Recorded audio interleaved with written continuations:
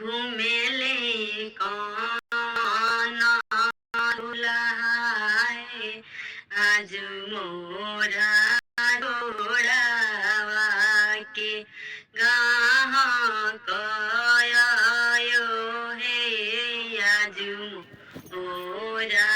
जोड़ावा के गाह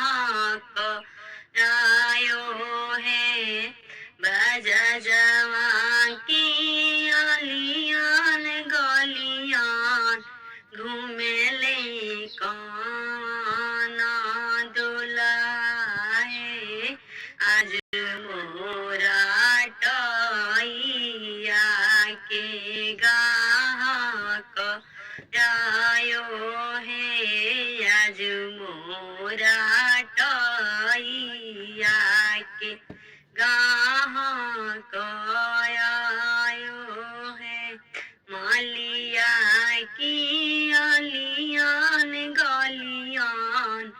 घूमेले कौन दुल्हाए आज मोरा मौरी के गाहक आयो है आज मोरा मौरी के गाहक आयो है मालिया की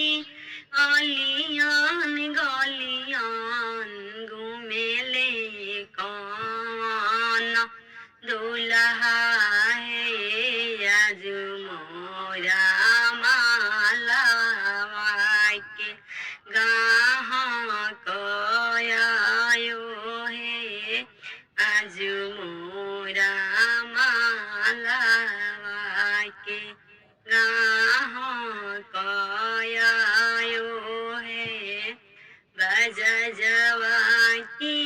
अलियान गलियान घूमेले कौन दुल्हा है आज मोरा सूटावा के